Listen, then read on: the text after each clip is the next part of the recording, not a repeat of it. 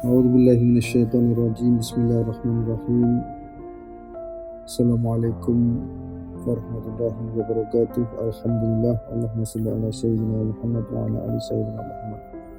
Kita akan mengisahkan sang pahlawan juga sahabat Rasulullah SAW, yaitu Sa'ad bin Abi Waqqas. Untuk bagian yang kedua ini yaitu panglima perang Qadisiyah di Persia. Maka tibalah saat operasi militer besar yang akan menghancurkan para tentara Persia, salah satu superpower dunia saat itu di samping Romawi, di Qadisiyah. Saat menerima surat dari Khalifah Umar berisi perintah menerapkan strategi peperangan. Apabila suratku sampai kepadamu, himpunlah pasukan menjadi 10-10 dan tetapkan masing-masing komandannya, tulis Khalifah. Lebih lanjut, Khalifah Umar menulis, peringatkanlah pasukanmu dan tokoh-tokoh muslimin agar mereka rela menjadi syuhada. Anggaplah seolah-olah mereka itu para syuhada. Lalu hadapkanlah mereka kepada sahabat-sahabat mereka. Janjikan kepada mereka kemenangan Qadisiyah. Bersatulah dengan Al-Mughirah bin Syu'bah bersama pasukan kudanya. Kirimlah surat kepadaku tentang kemantapan kondisi mereka.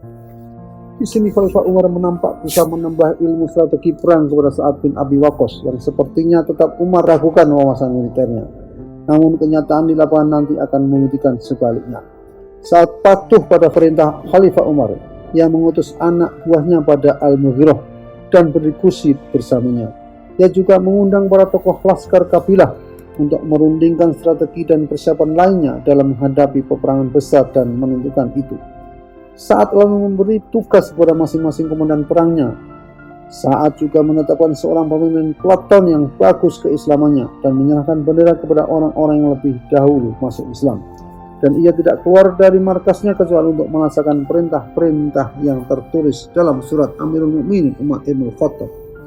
Kemudian saat mengirim surat kepada Umar tentang situasi militer dan pasukannya, seketika itu datang pula perintah kedua dari Madinah kepada Sa'ad bin Abi Waqqas sebagai berikut. Lebih lanjut, beranjaklah dengan berkah Allah dari tempatmu berada, menuju ke Persia bersama muslimin yang bersamamu. Berserah dirilah kepada Allah, mohonlah kepada Allah di dalam segala urusanmu. Pahamilah di dalam dirimu bahwa engkau menghadapi sebuah pasukan yang sangat besar dan kuat.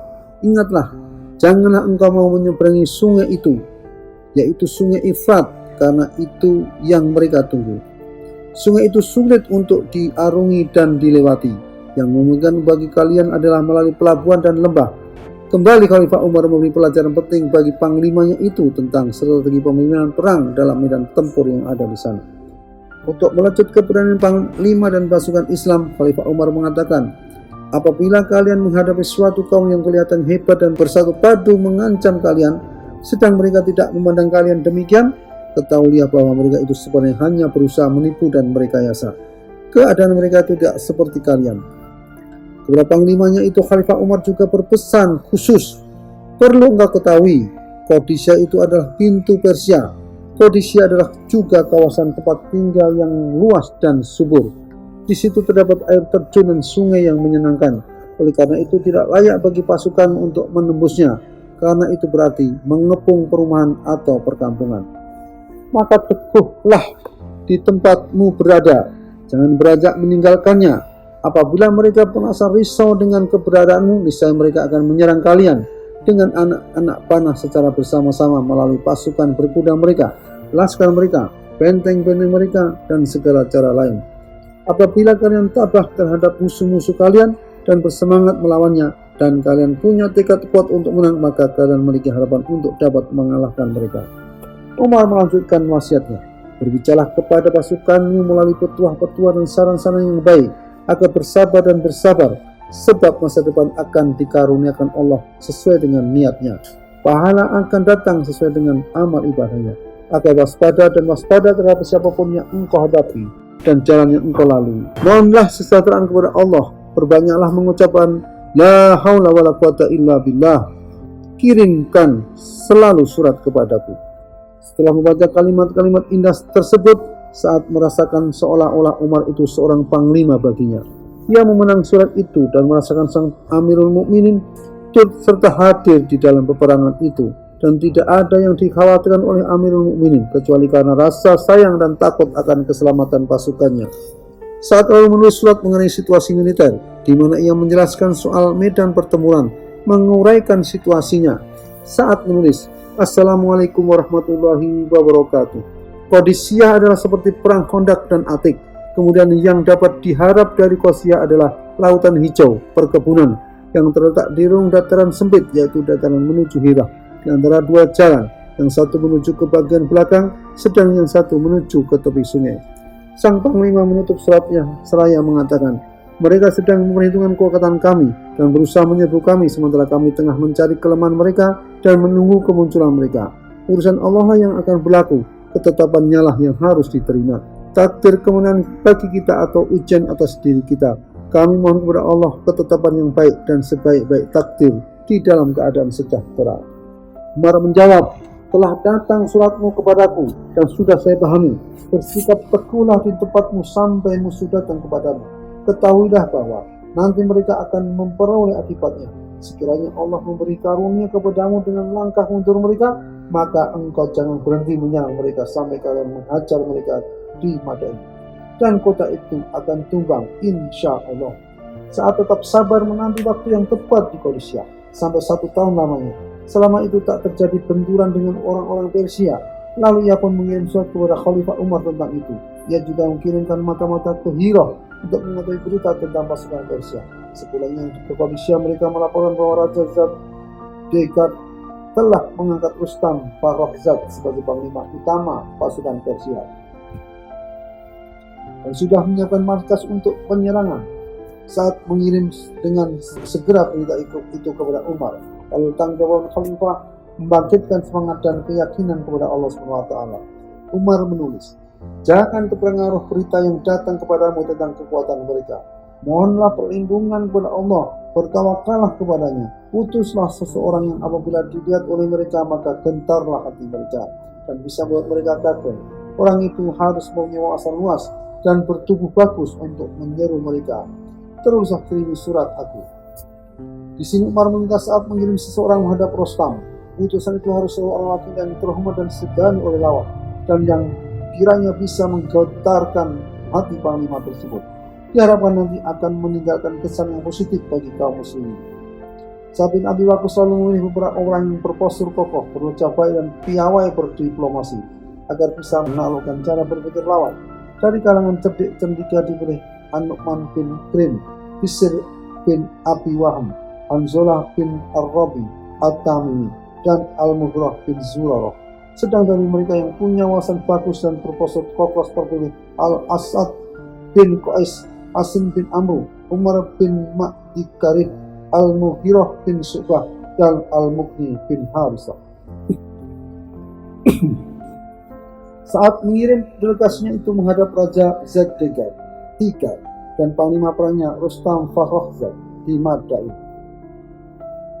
Dalam misi menyeru kepada keduanya, kedua pemimpin besar Persia itu untuk masuk Islam. Mereka pun berangkat ke istana Kaisar Persia yang megah. Istana Kaisar Zadegard menyediakan penerjemah bagi dialog di antara dia dengan utusan pasukan Islam itu. Sang Kaisar berkata kepada si penerjemah, katakan kepada mereka, untuk alasan apa mereka datang ke sini. An-Nu'man bin Muqrin memandang ke arah sahabat-sahabatnya seraya berkata, kalau kalian izinkan saya akan menjawab, tetapi jika ada yang tidak menjawab silahkan. Para sahabatnya berkata, engkau saja yang menjawab. Dan kepada raja, anggota delegasi Sa'ad bin Abi Waqqas itu berkata, jawaban laki ini wakili jawaban kami semua. Lalu An-Nu'man berbicara kepada Raja Zadegard, sesungguhnya Allah telah berbelah kasih kepada kami dan mengirim kepada kami seorang Rasul yang memimpin kami ke arah yang baik dan menjelaskan kepada kami hal-hal yang buruk dan melarang kami dari perbuatan buruk. Dan Allah menjanjikan kepada kami akan mengganjar kami dengan kebaikan di dunia dan juga di akhirat. An-Nu'man menjelaskan dengan panjang lebar tentang seluk-beluk Islam dan bagaimana masyarakat Arab berduyun-duyun masuk Islam, dan bahwa Rasulullah SAW memerintahkan agar berdakwah kepada umat-umat lain agar masuk ke dalam agama ini. Lebih lanjut, An-Nu'man mengatakan, kini kami menyeru kalian untuk masuk ke dalam agama kami, agama yang memandang baik kebaikan dan memandang buruk seluruh yang buruk. Sekiranya kalian enggan, maka itu termasuk sikap buruk, dan konsekuensi paling ringan dari keengganan itu, kalian harus membayar jizyah. Tetapi jika kalian masih juga enggan, maka kita selesaikan ini dengan perang. Apabila kalian menerima untuk masuk ke dalam agama kami, niscaya kami akan tinggalkan kitab Allah kepada kalian, dan kami bantu kalian untuk melaksanakan hukum-hukumnya. Lalu kami tinggalkan kalian dan juga pemerintah negeri kalian kepada diri kalian sendiri. Raja Zedekiah menjawab dengan marah, belum pernah saya dapati di negeri ini satu umat yang lebih celaka, berjumlah sedikit dan lebih buruk dalam berhubungan dengan bangsa lain seperti kalian. Apabila perang menjadi keputusan kalian, maka jangan kalian terkejut nanti oleh kekuatan kami. Sekiranya kalian berdakwah karena kemiskinan kalian, maka kami akan memberi bahan pangan bagi kalian. Kami bisa rapikan wajah kalian dan kami beri kalian pakaian-pakaian bagus. Al-Mughirah bin Syu'bah segera bangkit seraya berkata, hai Raja, kami ini tokoh-tokoh Arab yang terhormat di kaumnya. Belum semua utusan menyampaikan pesan kepadamu, dan tidak semua yang engkau bicarakan itu diterima oleh mereka. Tetapi kamu sudah merendahkan kami karena kamu belum mengerti. Al-Mughirah melanjutkan, Allah sudah mengutus kepada kami seorang laki-laki yang pribadi beliau sudah dikenal. Jadi bukan dia yang berbicara kepada kami, tetapi firman Allah. Misalnya dia berkata kepada kami, Tuhanmu berfirman, sesungguhnya aku Allah yang Maha Esa, tiada sekutu bagiku. Dengan begitu aku berkenah sesuatu dan segala sesuatu akan binasa kecuali Zatku, dan akulah yang telah menciptakan segala sesuatu. Kepadakulah kembalinya segala sesuatu.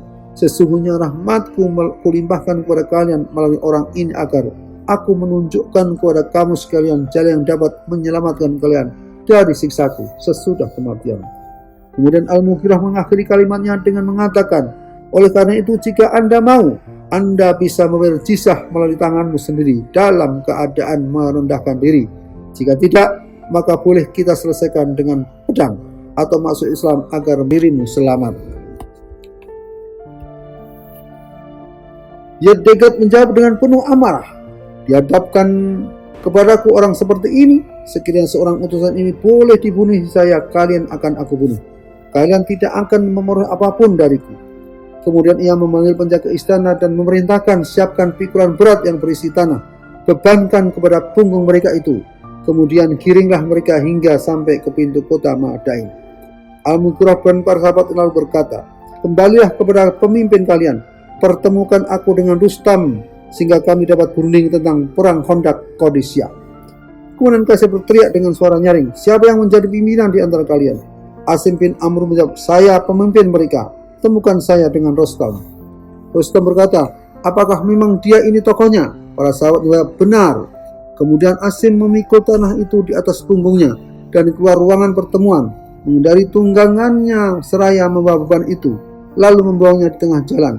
Mereka lalu menghadap Panglima Sa'ad dan memberitahukan kepadanya peristiwa yang telah terjadi. Sa'ad menjawab dengan tersenyum, berbahagialah kalian, sebab Allah mengaruniakan kepada kita kunci-kunci kerajaan mereka. Akhirnya meletuslah perang Qadisiyah yang sangat menentukan bagi sejarah penaklukan Persia di tahun 636 Masehi atau 14 Hijriah. Di awal pertempuran Sa'ad memerintahkan pada pasukannya agar membacakan surat Al-Anfal. Maka bangkitlah jiwa mereka untuk berperang. Selanjutnya Sa'ad berpesan kepada mereka, tetaplah berada di barisan kalian. Apabila sudah melaksanakan sholat zuhur, bertakbirlah dan pakailah alat persenjataan kalian. Apabila diserukan takbir kedua, bertakbirlah kalian dan pakailah persenjataan kalian. Apabila diserukan takbir ketiga, bertakbirlah dan seluruh pasukan siaga untuk menyerang. Dan apabila saya serukan takbir keempat, bangkitlah kalian, bertempur dan ucapkan la haula wala quwata illa billah. Tepat setelah Panglima Sa'ad bin Abi Waqqas menyerukan takbir yang keempat, bertempurlah kedua pasukan itu. Pasukan muslimin awalnya kerepotan menghadapi gajah-gajah yang digunakan tentara Persia untuk bertempur. Namun pada akhirnya pasukan muslimin mulai bisa menguasai keadaan setelah Sa'ad bin Abi Waqqas memerintahkan pasukan khusus dari Bani Tamim untuk menangani bala tentara gajah Persia itu. Di bawah komando kakak beradik Asim dan Al-Qoqo, pasukan Bani Tamim mampu merobohkan banyak gajah dan menewaskan para penunggangnya. Dengan begitu kian ringanlah tekanan Persia terhadap kaum muslimin. Hari itu benar-benar hari panas. dikenal siangnya dengan sebutan Armats dan malam disebut Hudad. Pada hari kedua saat memerintahkan agar para mayat dikebumikan, lalu datang tambahan pasukan dari Sam yang baru sukses membuka kota Damaskus bagi kaum muslimin. Kedatangan bantuan pasukan ini tentu sangat menambah kekuatan pasukan Islam. Pada hari ketiga, gajah-gajah Persia datang lagi, tetapi kali ini saat memerintahkan agar melemparkan anak panah ke arah mata gajah itu sehingga buta. Aksi itu dipelopori oleh Al-Qoqo dan saudaranya Asim bin Amr dan dari Bani Tamim. Kedua orang ini termasuk patriot besar Quraisy. Gajah-gajah itu pun jadi berbalik hingga mengacaukan barisan Persia. Kekuatan muslimin semakin kuat dan peperangan pun terjadi sampai petang hari, bahkan terus berlanjut semalaman sampai matahari terbit esoknya. Para pasukan tidak tidur malam itu. Lalu para pahlawan muslimin menyerang jantung pasukan Persia sehingga markas perang Rustam terancam. Ketika pasukan muslimin semakin berdekat ke markasnya, Rustam memutuskan untuk melarikan diri, tetapi ia dikejar oleh seorang prajurit bernama Hilal bin Utbah. Lalu Hilal berhasil membunuhnya. Kemudian ia naik ke tempat tidur Rustam dan majelis Rustam seraya berkata, "Demi Allah, pemilik Ka'bah, Rustam telah saya bunuh. Demi Allah, pemilik Ka'bah, Rustam telah saya bunuh." Itulah awal dari sebuah penyelesaian. Kini menyebar rasa takut di barisan Persia. Kian terasa berat oleh mereka serangan dari pasukan muslimin. Mereka berdesak-desakan ke arah jembatan. Muslimin menjadikan mereka ke tengah-tengah jembatan yang sudah terputus. Itu merupakan hari besar yang disebut oleh muslimin sebagai Hari Umas. Sedangkan pada hari keempatnya disebut dengan Hari Qadisiyah. Pada hari itu terjadi kerugian besar di pihak muslimin karena telah gugur sebanyak 6.000 syuhada. Sementara kerugian di pihak Persia sebanyak 30.000 orang terbunuh. Al-Qoqo meminta agar para tawanan dihadapkan. Lalu dihadapkan kepadanya Bahman Jadwe, seorang tokoh yang pernah menghalau muslimin pada perang Jizr. Kemudian Al-Qoqo bin Amr membunuhnya. Sejarah Islam mencatat kepahlawanan Al-Qoqo bin Amr dan Asim bin Amr radhiyallahu anhum dengan tinta emas. Mereka patut menjadi teladan bagi setiap generasi muslimin. Perang Qadisiyah telah berakhir. Muslimin memperoleh kemenangan dalam dan rampasan perang dalam jumlah besar. Masing-masing pasukan memperoleh 6.000 keping emas perak uang Persia. Patung Rustam yang dihiasi dengan batu-batu permata itu sendiri sudah sangat bernilai. Bendera Persia menjadi rampasan perang bagi kaum muslimin. Itu terbuat dari kulit singa, sedang pada bagian tepiannya dihiasi dengan batu-batu permata juga. Oleh karena itu, Hari Qadisiyah disebut pula sebagai hari kemenangan besar Islam, baik dari segi agama, moral, dan juga materi. Sungguh akhirnya mengenaskan bagi keasiran Zedeka dan kekuasaan bangsa Sasaniyah yang sudah berusia 4 abad. Pada terakhir Sasaniyah ini telah mengerahkan seluruh kekuatan ke dalam pertemuan Qadisiyah. Maka ketika ia menderita kekalahan, runtuh pula lah kekaisaran Persia secara total dan tunduk di bawah kaki muslimin. Orang Persia sudah tidak mampu lagi menghadapi muslimin di hari-hari berikutnya. Lalu tumbanglah benteng-benteng mereka satu persatu. Di Madinah, Amirul Mukminin Umar ibn Khattab terus menantikan hasil peperangan ini. Beliau amat menanti ada orang yang datang untuk memberi berita gembira dari medan tempur Qadisiyah. Pada suatu hari datanglah seorang lelaki utusan paling Mas'ad menghadap kepada Umar membawa berita hasil pertemuan Qadisiyah yang dahsyat itu. Lelaki itu masuk ke dalam kota Madinah dan Umar pun menyambutnya. Khalifah lalu minta orang itu membaca surat dari Sa'ad dan yang ia bawa. Lelaki itu membaca surat Sa'ad, ternyata di dalamnya banyak berisi berita gembira dan berita-berita kemenangan. Dan Sa'ad mengisahkan tentang pasukan muslimin bahwa mereka adalah manusia-manusia beratus singa yang tidak tertandingi oleh kekuatan lain, bahkan oleh generasi sebelum mereka. Hanya mati sebagai syuhada yang belum dituliskan bagi mereka. Demikian bagian yang kedua dari Sa'ad bin Abi Waqqas. Assalamualaikum warahmatullahi wabarakatuh.